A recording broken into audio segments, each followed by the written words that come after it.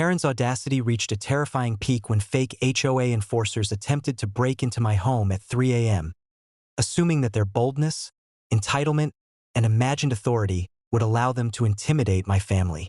She believed that aggression and threats could manipulate reality and compel compliance. What she did not anticipate was that my father, a highly trained Navy SEAL, was on the property that night, armed, alert, and ready to protect our home with precision and lethal efficiency. Their audacious intrusion would collapse in the most dramatic way imaginable. It began shortly after midnight when the fake HOA enforcers approached the property under cover of darkness. They assumed the cover of night and the audacity of surprise would allow them to act without consequence. Karen, ever brazen, had orchestrated the operation remotely, shouting instructions over walkie-talkies and directing her enforcers with reckless confidence. Her audacity, founded on entitlement and perceived authority, blinded her to reality. My family was fully prepared, and my father was not only alert but ready to defend the home at all costs. The intruders approached the front door, attempting to force entry. Motion sensors, security cameras, and noise alerts activated instantly, waking my father and alerting the rest of the household. His SEAL training kicked in immediately. With calm precision, he moved to a strategic vantage point near the front door, armed and prepared to neutralize the threat if necessary. Karen, observing remotely, assumed her enforcers' intimidation tactics would succeed. She had no knowledge that my father's readiness and tactical expertise far exceeded anything she could command.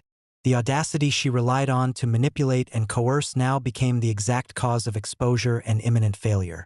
As the intruders tried to breach the door, my father's authoritative voice commanded them to halt.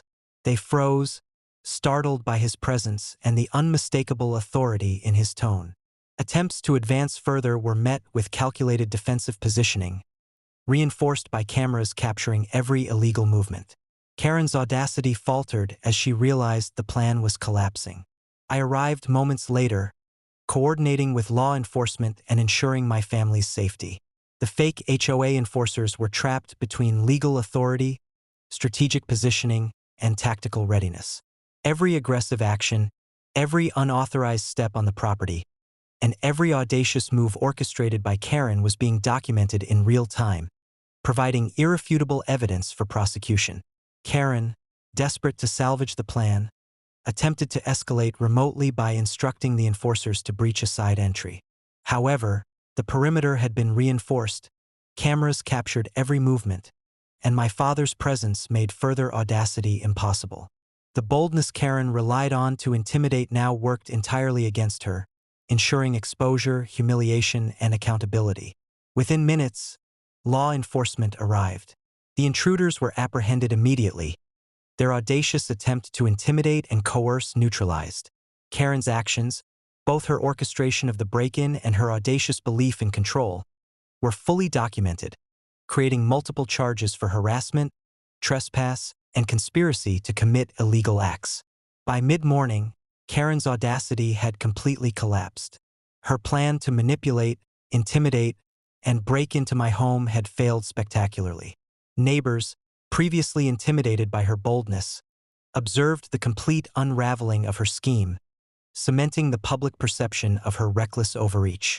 Reflecting on the incident, the lesson was clear: audacity, when applied recklessly against law, authority, and highly trained defenders, collapses spectacularly. Karen had assumed that aggression, boldness, and perceived HOA authority could manipulate reality, but her reckless overreach ensured exposure, accountability, and lasting humiliation. By evening, the home was secure, my family safe, and Karen's audacious interference fully documented for legal action.